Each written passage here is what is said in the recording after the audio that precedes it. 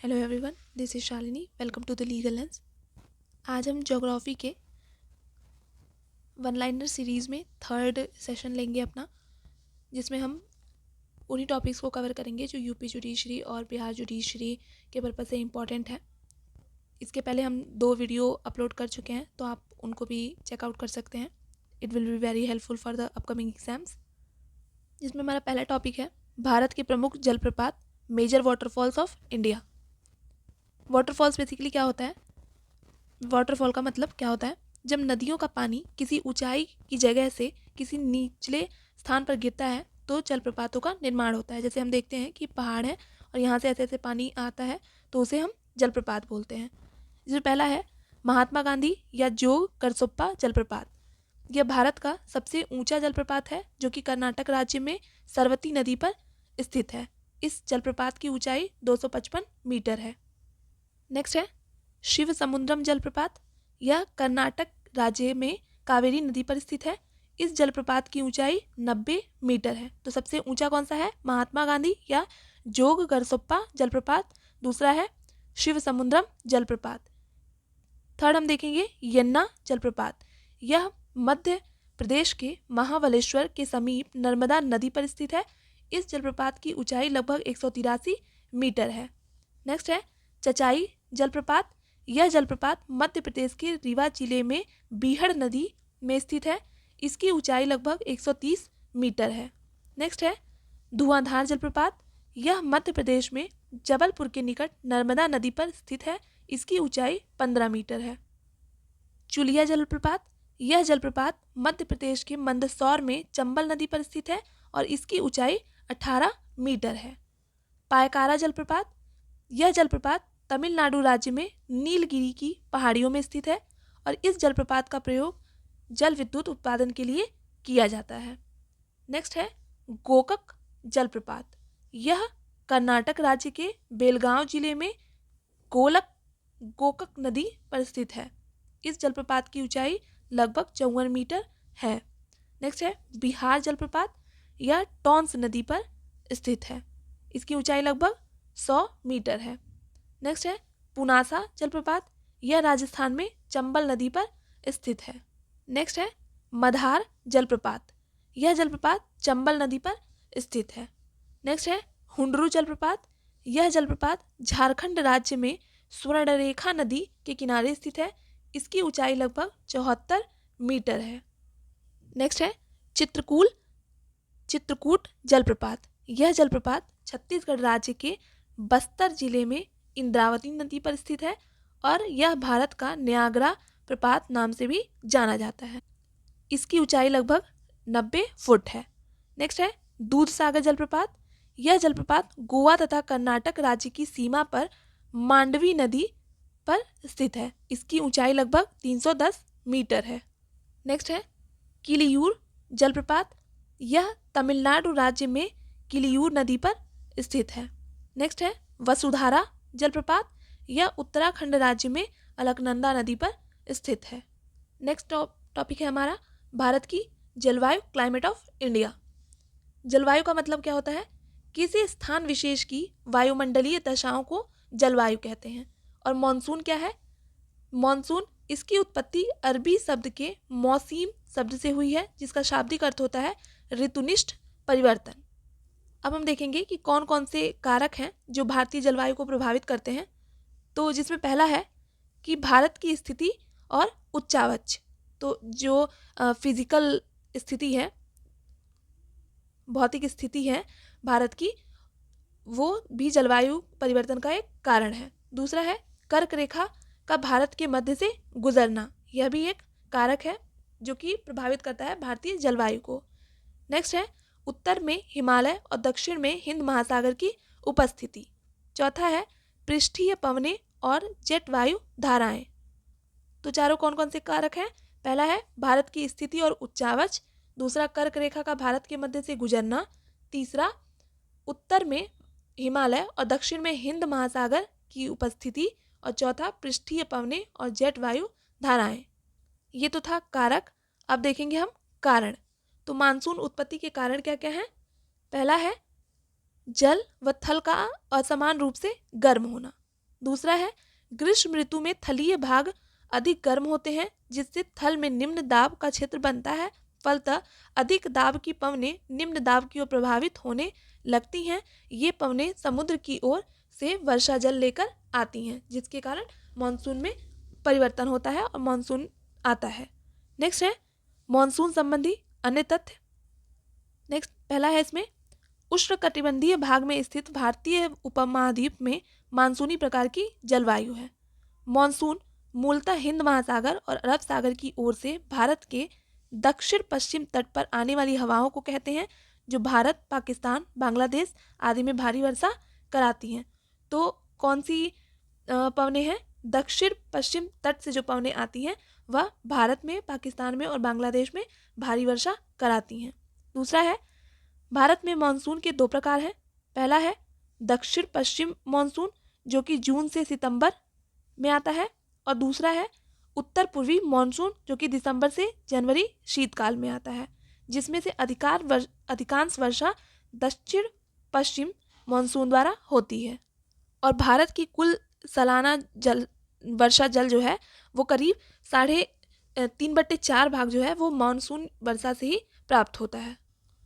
मौसम वैज्ञानिक विश्लेषण के लिए संपूर्ण भारत को 35 उपमंडलों में विभाजित किया गया है। तो ये क्वेश्चन भी बनता है कि वैज्ञानिक विश्लेषण के अनुसार भारत को कितने उपमंडलों में विभाजित किया गया है? तो 35 उपमंडलों में विभाजित किया गया है। नेक्स्ट है मानसून वर्षा का अधिकांश भाग वर्षा के 4 महीने जून से सितंबर, वर्षा ऋतु जिसे बोलते हैं, के बीच होता है।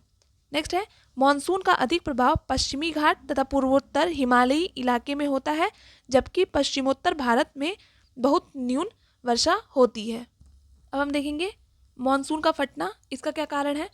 तो आर्द्रता से परिपूर्ण दक्षिण पश्चिमी मानसून पवन स्थलीय भागों में पहुंचकर बिजली के गर्जन के साथ तीव्र वर्षा कर देती हैं। अचानक से हुई इस प्रकार की तेज वर्षा को मानसून का फटना कहते हैं, जिसे हम जनरल टर्म्स में बादल का फटना जानते हैं, उसे ही हम मानसून का फटना भी कहते हैं।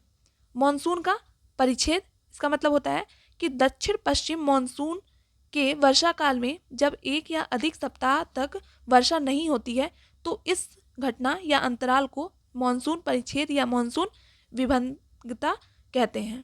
नेक्स्ट है लू किसे कहते हैं?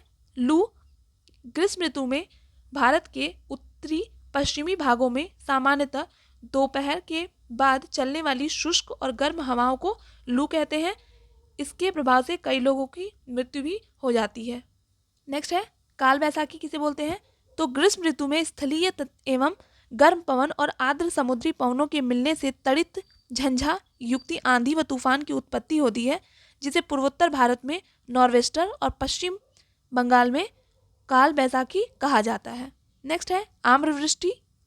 ये ग्रीष्म काल में कर्नाटक में स्थलीय और गर्म पवन और आर्द्र समुद्री पवनों के मिलने से जो वर्षा होती है वह आम की स्थानीय फसल के लिए लाभदायक होती है, इसीलिए इसे आम्रवृष्टि कहते हैं। तो आम्रवृष्टि बेसिकली कहाँ पे होती है?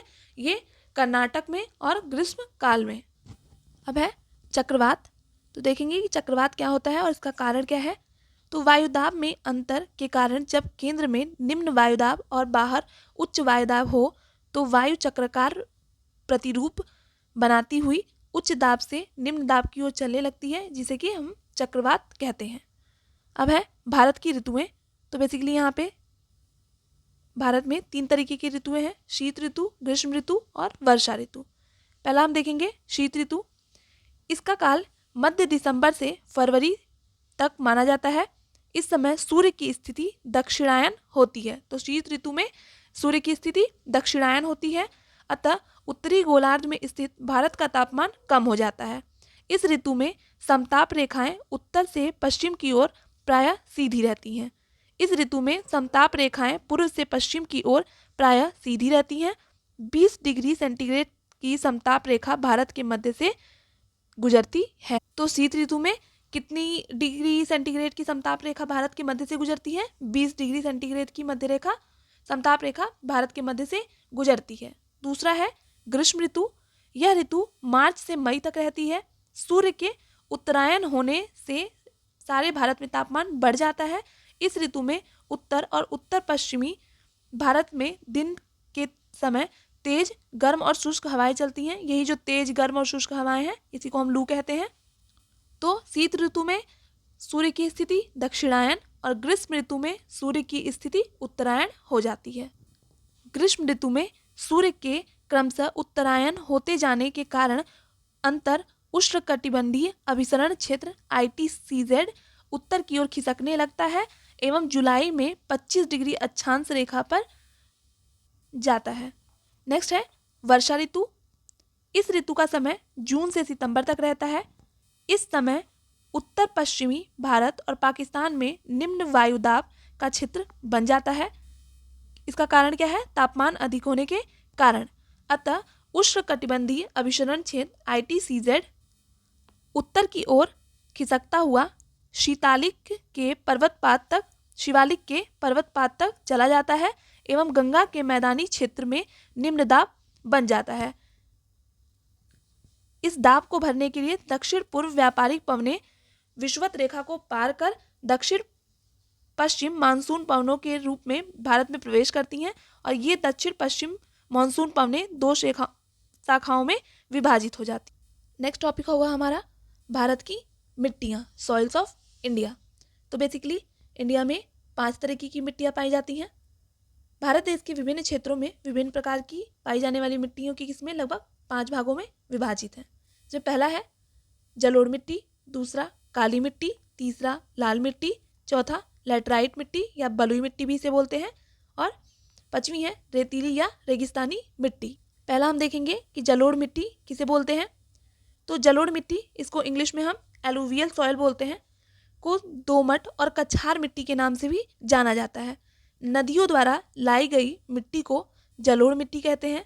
यह मिट्टी हमारे देश के समस्त उत्तरी मैदान में पाई जाती है। प्रकृति से यह एक उपजाऊ मिट्टी होती है।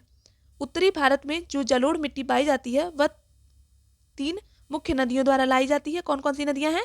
सिंधु, गंगा और ब्रह्मपुत्र। तो ये जो जलोढ़ मिट्टी होती है ये सबसे ज़्यादा उपजाऊ होती है। और ये किन नदियों के द्वारा लाई जाती है? सिंधु, गंगा और ब्रह्मपुत्र। और भारत में लगभग 43% क्षेत्र पर यह मिट्टी पाई जाती है। जलोढ़ मिट्टी 2 प्रकार की होती है। पहला है खादर, दूसरा बांगर। खादर मिट्टी किसे बोलते हैं? नदी के आसपास बाढ़ क्षेत्र की जलोढ़ मिट्टी खादर मिट्टी कहलाती है। खादर मिट्टी हर साल नई माध्यम से मिट्टियां लेकर आती है और वो उस मिट्टी को काफ़ी उपजाऊ बना देती है। नेक्स्ट है बांगर मिट्टी। नदी से दूर ऊंचे क्षेत्रों में पुराने जलोढ़ को बांगर मिट्टी कहते हैं। ये जो बांगर मिट्टी होती है ये हर साल नई नहीं आती है, मतलब खादर मिट्टी के कंपैरिजन में। अतः खादर मिट्टी अपेक्षाकृत अधिक उपजाऊ होती है। नेक्स्ट है जलोढ़ के बारे में। इस मिट्टी में ह्यूमस, नाइट्रोजन और फास्फोरस की कमी पाई जाती है। जलोढ़ मिट्टी में पोटेशियम और चूना प्रचुर मात्रा में पाया जाता है। तो इसमें पोटेशियम और चूना पत्थर पाया जाता है। ह्यूमस, नाइट्रोजन और फास्फोरस की कमी पाई जाती है। नेक्स्ट है काली मिट्टी। इसे ब्लैक सॉइल भी बोलते हैं। इसकी एक विशेषता यह है कि यह नमी को अधिक समय तक बनाए रखती है। इस मिट्टी को कपास की मिट्टी या रेगड़ मिट्टी भी कहते हैं। काली मिट्टी कपास की उपज के लिए महत्वपूर्ण है। यह मिट्टी लावा प्रदेश में पाई जाती है। इस प्रकार की मिट्टी के क्षेत्र में गुजरात, महाराष्ट्र, मध्य प्रदेश, आंध्र प्रदेश का पश्चिमी भाग और मैसूर का उत्तरी भाग आते हैं। तो कहाँ कहाँ पे काली मिट्टी पाई जाती है? गुजरात में, महाराष्ट्र में, मध्य प्रदेश में, आंध्र प्रदेश के पश्चिमी भाग में और मैसूर के उत्तरी भाग में। अंतर्राष्ट्रीय स्तर पर काली मिट्टी को चेरनोजम कहा जाता है। चेरनोजम मिट्टी मुख्य रूप से काला सागर के उत्तर में, यूक्रेन में और ग्रेट लैक्स के पश्चिम में संयुक्त राज्य अमेरिका और कनाडा में पाई जाती है। काली मिट्टी को लावा मिट्टी भी कहते हैं क्योंकि यह दक्कन ट्रैप के लावा चट्टानों की अपक्षय अर्थात टूटने फूटने से निर्मित हुई है। काली मिट्टी की प्रमुख विशेषता यह भी है कि इसमें जल धारण करने की सर्वाधिक क्षमता होती है। काली मिट्टी बहुत ही जल्दी चिपचिपी हो जाती है और सूखने पर इसमें दरारें पड़ जाती हैं। इसी गुण के कारण काली मिट्टी को स्वतः जुताई वाली मिट्टी भी कहा जाता है। नेक्स्ट है लाल मिट्टी। यह चट्टानों की कटी हुई मिट्टी है। यह मिट्टी अधिकतर दक्षिणी भारत में पाई जाती है। लाल मिट्टी के क्षेत्र महाराष्ट्र के दक्षिण पूर्व भाग में, मद्रास में, आंध्र प्रदेश में, मैसूर में, मध्य प्रदेश के पूर्वी भाग में, उड़ीसा, झारखंड के छोटा नागपुर प्रदेश में और पश्चिमी बंगाल तक फैले हुए हैं। भारत में दूसरा सर्वाधिक क्षेत्र 18% में पाया जाने वाला मिट्टी लाल मिट्टी है। और यह लाल मिट्टी जो है इसमें लोहे के ऑक्साइड के कारण यह लाल दिखाई देती है। लाल मिट्टी पठारी भारत में कम वर्षा वाले क्षेत्रों की मिट्टी है। यह उपजाऊ मिट्टी नहीं है, यही कारण है कि खाद्यान्नों की खेती यहाँ पर कम होती है। नेक्स्ट है लैटराइट मिट्टी, जिसे लैटराइट सॉइल भी बोलते हैं, के क्षेत्र दक्षिणी प्रायद्वीप के दक्षिण पूर्व की ओर पतली मिट्टी के रूप में मिलते हैं। इन मिट्टियों को पश्चिम बंगाल से असम तक देखा जा सकता है। तो लैटराइट मिट्टी जो है ये कहाँ पे मिलती है? पश्चिम बंगाल से लेके असम तक। लैटराइट मिट्टी का निर्माण दो परिस्थितियों में होता है, जब वर्षा 200 सेंटीमीटर से अधिक होती है या अधिक गर्मी पड़ती है। तो ईंट बनाने के लिए सर्वाधिक उपयुक्त मिट्टी लैटराइट मिट्टी होती है। लैटराइट मिट्टी में ह्यूमस, नाइट्रोजन, फास्फोरस और पोटास की कमी पाई जाती है और लोहे और एल्यूमिनियम के ऑक्साइड की प्रचुरता पाई जाती है। और लोहे के ऑक्साइड के कारण ही लैटराइट मिट्टी का रंग लाल होता है। और लैटराइट मिट्टी में चाय, कॉफ़ी, मसाला, काजू, चिनकोना की खेती होती है और काफ़ी उपजाऊ भी होता है इनके पर्पज़ से। यह मिट्टी जो है लैटराइट मिट्टी या अम्लीय होती है। नेक्स्ट टॉपिक है रेगिस्तानी मिट्टी। यह मिट्टी राजस्थान के थार प्रदेश में, पंजाब के दक्षिणी भाग में, राजस्थान के कुछ अन्य भागों तथा गुजरात के कच्छ क्षेत्र में मिलती है। अकेला थार मरुस्थल ही लगभग 1,03,600 वर्ग किलोमीटर के क्षेत्र तक फैला हुआ है। इस मिट्टी में खाद्यान्नों की खेती संभव नहीं है, इसलिए यहाँ ज्वार, बाजरा, सरसों एवं मोटे अनाज की खेती की जाती है। तो ये थी हमारी 5 तरीके की मिट्टी। यहाँ से भी क्वेश्चंस बनते हैं कि कौन सी मिट्टी में कौन सी अधिकता पाई जाती है, किस मिट्टी में कौन सी खेती की जा सकती है, या फिर अगर उसका मिट्टी का कोई निकनेम है तो वो पूछ सकता है, किस क्षेत्रफल में पाई जाती है। तो ये सब आपका एग्जाम पर्पस से काफ़ी इंपॉर्टेंट है। So this is all for today.